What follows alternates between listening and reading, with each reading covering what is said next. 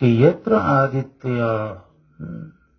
ये जो आदित्य हैं, और रुद्राः, 12 आदित्य हैं, 11 रुद्रा हैं, रुद्र च वसवः, 8 वसु हैं, समाहितः, स्थापित हैं, मतलब इस दुनिया में, इस ब्रह्मांड में, और 33 ये देवता कहे गए हैं जड़, इनकी पूजा नहीं होती है।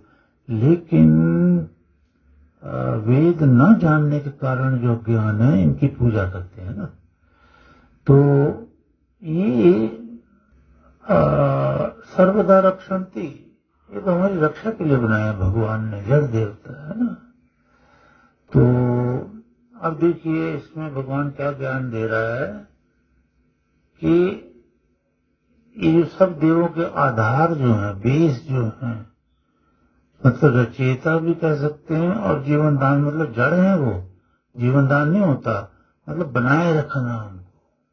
यू कैन से मेंटेन भगवान उसे करते नहीं, उनकी तो एक शक्ति है, आप जानते हैं काम कर रही है, तो उनको मेंटेन भी करते हैं इन लोगों को, 33 देवताओं को। तो ये यत्र भूतम च भव्यम च, भूतकाल में भी थे और भविष्य में भी होंगे, और ये जो 33 जड़ देवता हैं ये वर्तमान में भी हैं। तो अब इससे क्या मतलब होता है? भूतकाल का मतलब तो ये जो वेद के अनुसार है ना, यहाँ जब से संसार है और परमेश्वर है ना, इसका क्या मतलब हुआ?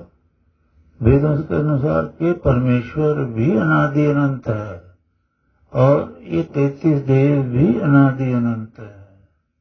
हर सृष्टि में आ जाते हैं बन करके, प्रलय में गुम हो जाते हैं, प्रकृति का रूप ले लेते हैं, और फिर जब रचना शुरू करता भगवान ही आ जाते हैं। तो ये जो यत्र भूतम च भव्यम च सर्वे लोकाः, ये सारे जो 33 लोक हैं, प्रतिष्ठिता स्थित हैं, प्रतिष्ठित हैं, ठीक है ना।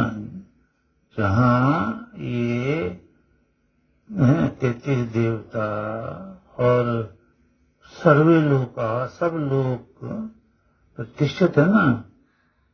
कहाँ प्रतिष्ठित हैं? ये विचार करोगे तो ये 33 देवता कहाँ प्रतिष्ठित हैं, कहाँ स्थित हैं? परमात्मा में।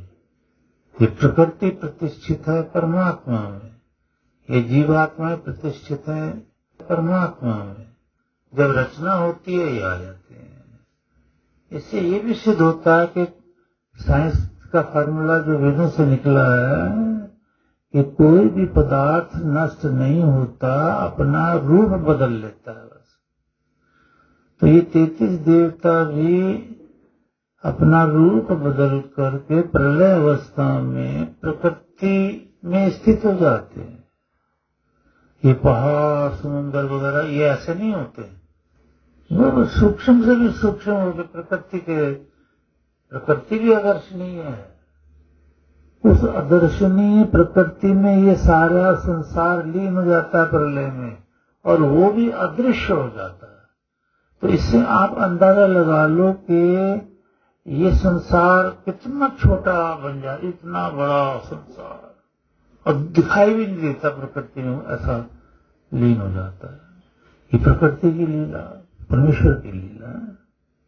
और इसके बारे में बताते हैं ऋषि लोग भी, भगवान भी। ऋषि लोग कहाँ से बताएंगे? वेदों से ही, कि भाई जैसे बरगद का पेड़ कहाँ है? एक बीज में छुपा हुआ है।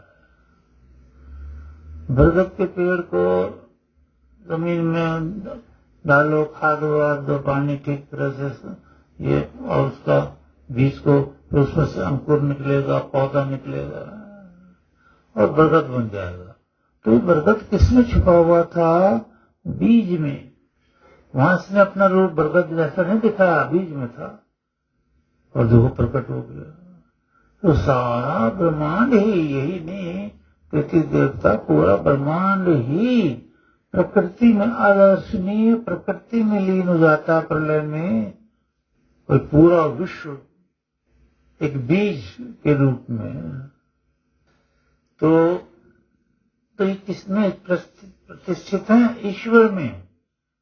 सर्वे लोका प्रतिष्ठा तम स्कंभम, जिसमें ये सारे लोग, सारा ब्रह्मांड स्थित हो है, अभी दिख रहा है ये ना। और प्रलय में भी ईश्वर में ही शायद प्रलय का ये पूरा ब्रह्मांड, 33 देवता, ये भी। तो तम स्कंभम ब्रूहि, स्कंभम में ना सबको धारण करने वाला, तम में ना उसको जो सबको धारण किया हुआ है उसको परमेश्वर कहो। जो किसी को धारण ही नहीं कर सकता तो उसको परमेश्वर कैसे कह रहे हो?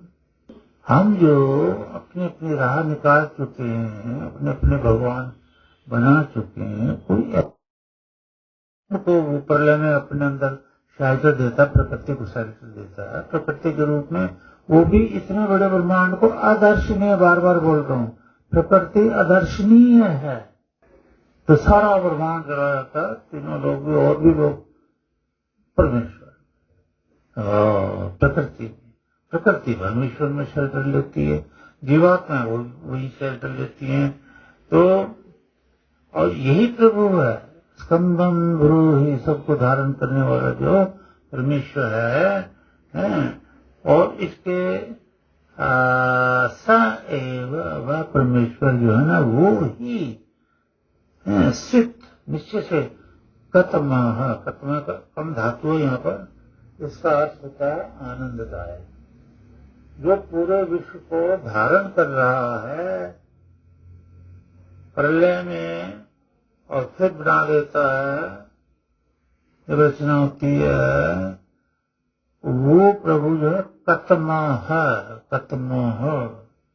कम धातु से ना यहाँ आनंद, वो परमेश्वर आनंद स्वरूप है।